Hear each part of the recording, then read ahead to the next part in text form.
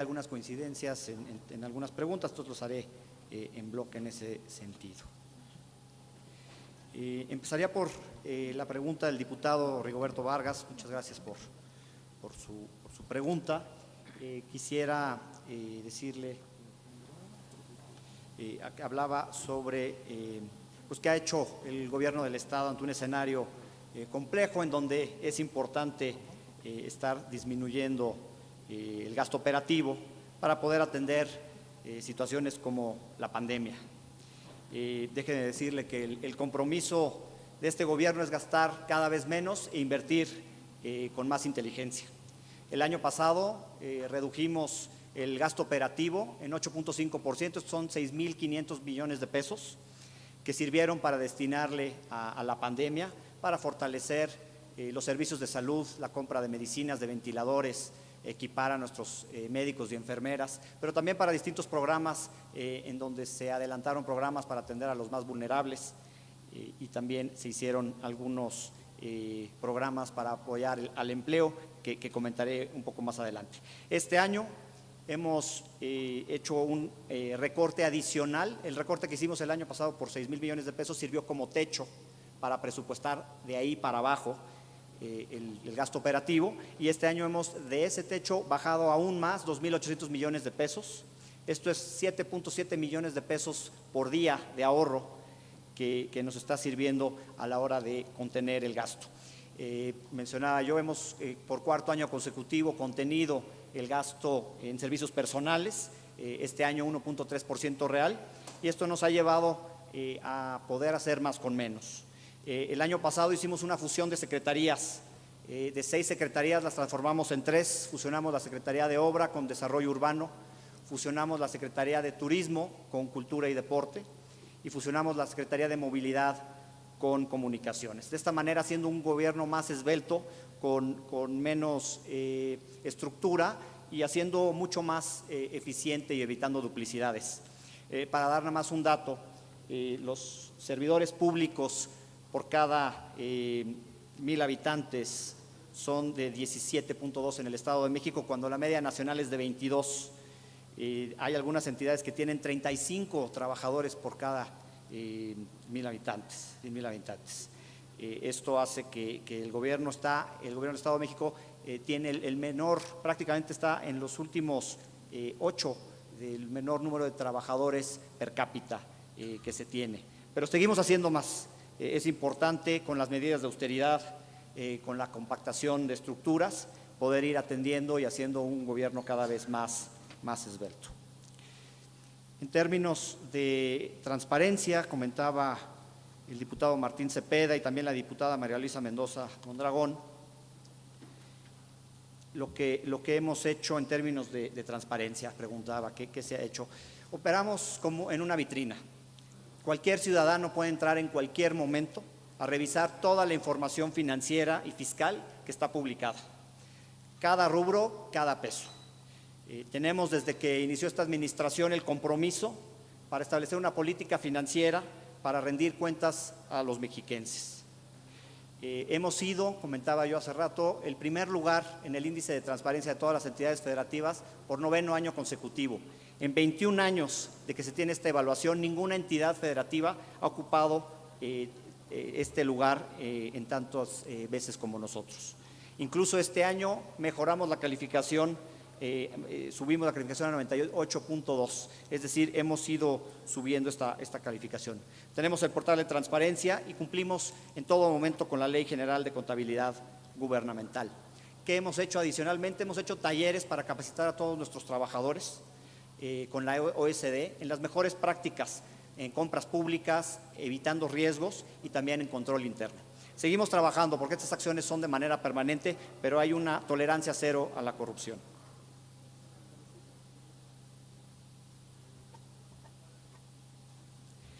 La diputada María Luisa Mendoza Mondragón también hablaba del desempleo. La diputada María Trinidad Franco también hablaba del desempleo en su participación. Juntaré aquí las dos respuestas. La pandemia vino a pegar muy duro a todo el país. Al Estado de México no es la excepción. Sin embargo, con las medidas que se pudieron tomar de manera muy oportuna a principio de la pandemia, se logró ya hoy en día revertir la caída de 33,000 empleos formales que cayeron el año pasado, de marzo que empezó la pandemia a diciembre, cayeron 33,000 empleos, y al mes de agosto ya se habían recuperado esos 33,000 empleos, y con los datos de septiembre ya tenemos de estos 33,000 recuperados, ya llegó a 50,000, es decir, ya estamos en niveles mejores que a principio de la pandemia. Sin duda, un empleo perdido es una tragedia familiar, y por eso desde el primer momento nos dimos a la tarea de ver qué acciones podíamos hacer como gobierno del Estado para fortalecer el empleo. Lo que hicimos primero fue dar incentivos fiscales a las empresas en el impuesto sobre nómina, a las empresas que mantuvieran su planta productiva. Estas empresas que nos comprobaban que no dejaban ir a ningún trabajador, se les permitió a las empresas chicas, digamos, entre 1 y 50 trabajadores, un subsidio al 50% en el impuesto sobre nómina. A las empresas de 51 a 100 trabajadores se les permitió diferir el impuesto sobre nómina. Este les dio flujo y liquidez con el compromiso de que defendieran el empleo. También hicimos un programa para la gente que había desafortunadamente perdido su empleo, y apoyamos a 50,000 personas que habían perdido el empleo durante la pandemia. Fueron dirigidos a la población que más lo necesitaba. Obviamente los recursos no alcanzan para todos, pero fuimos con tiros de precisión para que fueran las personas que más necesitaban. Y la diputada María Trinidad Franco preguntaba sobre el seguro de desempleo. Y déjeme decirle por qué hicimos este programa en lugar del seguro de desempleo, y es porque el seguro de desempleo tiene varias complejidades para poderse implementar. Primero, una de las reglas es que el PIB haya mostrado una caída significativa, otra que los datos de empleo se hubieran reducidos y de manera constante durante varios meses. Si esperábamos a que estos datos del INEGI a nivel anual, por ejemplo, como el PIB, salieran, iban a salir en el 2021, cuando las tragedias familiares y la pérdida de empleo había sido en los meses de marzo, abril, mayo, junio, julio. Entonces, no iba a haber capacidad para dar una respuesta a tiempo, si hubiera estado dando una respuesta en estos momentos. Y esas son algunas de las complejidades que seguramente habrá que trabajar con esta legislatura para perfeccionar el seguro de desempleo, porque necesitamos que este tipo de seguros entren en el momento más indicado, entren en la mejor, entren con oportunidad. Otra de las cosas que estamos haciendo para paliar el empleo, y creo que es la apuesta más importante, es la inversión en infraestructura, tanto pública como privada. La CEMIC tiene un dato que por cada $1,000,000 que se invierte en infraestructura se generan 3 empleos. Con el programa de obras que se puso el año pasado y que se suma al de este año 2021, estamos hablando de más de 20,000 millones de pesos, y es decir, estamos multiplicando el empleo en más de 60,000 puestos de trabajo. Esa es la mejor apuesta para incrementar el empleo en el Estado de México. El año pasado también con la pandemia hicimos, junto con la Banca de Desarrollo, con Nacional Financiera, hicimos un programa de microcréditos para empresas, para también darles esta oportunidad de ayudarles en el flujo, en capital de trabajo, para poder seguir funcionando y así también cumplir con sus obligaciones. Y por último, los incentivos fiscales a los que hacía mención al principio de la intervención. Con estos incentivos, solo en 2020 y 2021 se han generado más de 10,000 empleos. Entonces, todos estos ya los vemos reflejados en los datos del IMSS en el empleo formal, pero también en los datos del INEGI en el empleo informal, y son muy importantes. Es muy importante seguir en esa lógica. La diputada María Elida Castelán y el diputado Francisco Santos hablaban sobre los municipios, qué se puede hacer para seguirlos fortaleciendo. Déjenme decirles que el gobierno del Estado y el gobernador Alfredo del Mazo es un gobernador municipalista que siempre ha estado ahí con los municipios. Él tiene la experiencia municipal, conoce los retos a los que se enfrentan, y en ese sentido nosotros desde el principio de administración tomamos un fondo que es el FEFOM para la infraestructura, pero también para saneamiento financiero de los municipios, y lo tomamos y lo incrementamos desde del primer año 2017 a este año un 19%. ¿Por qué? Porque estamos convencidos que los presidentes municipales y todos los funcionarios municipales conocen sus municipios, conocen los retos y las necesidades que se tienen. Se ha incrementado entonces el FEFOM y preguntaba el diputado Francisco Santos que qué hemos hecho o estas reglas que se hicieron para mejorar si han servido. Y la verdad es que sí, se han servido. Se disminuyeron los requisitos. Había alrededor de 8 requisitos, se eliminaron 3.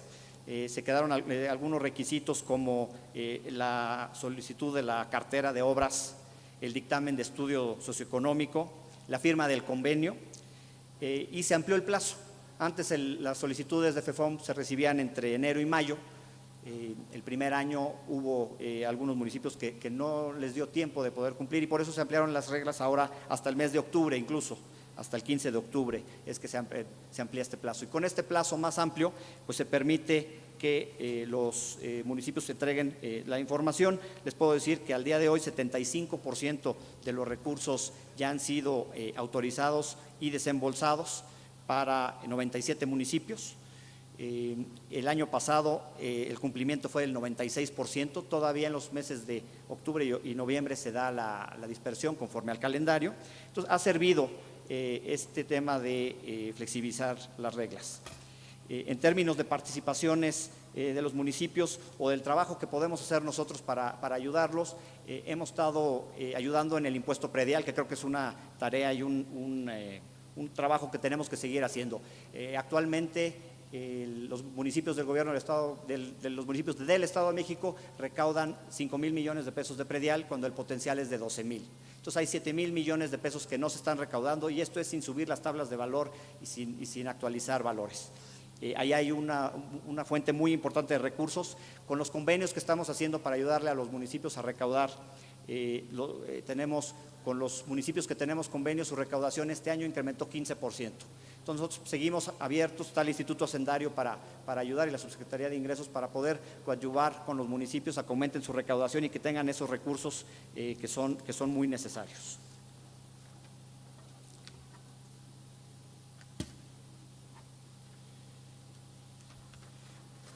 La diputada Miriam Cárdenas preguntaba sobre lo que se ha hecho en equidad de género.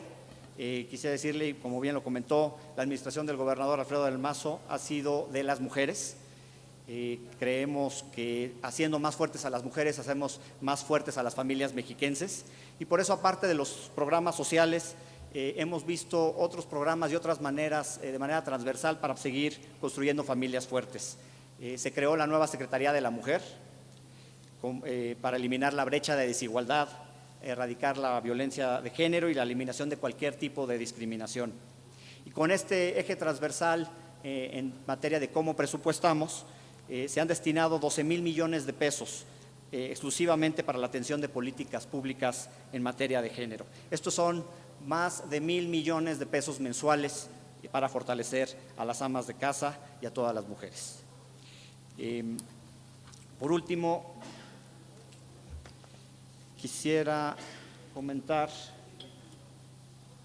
sobre la participación de la diputada Mónica Álvarez Nemer, en donde mencionaba algunas preguntas. Primero, sobre los créditos autorizados. De estos, empezaría por los de corto plazo. Los 2,500 millones de pesos de corto plazo que se autorizaron y que se hizo un concurso para tener disponible, es como si tuviéramos una tarjeta de crédito. No se ha utilizado ni un solo peso, pero es de manera preventiva por si fuera a llegar a ser necesario ante una caída en participaciones muy abrupta o recaudación.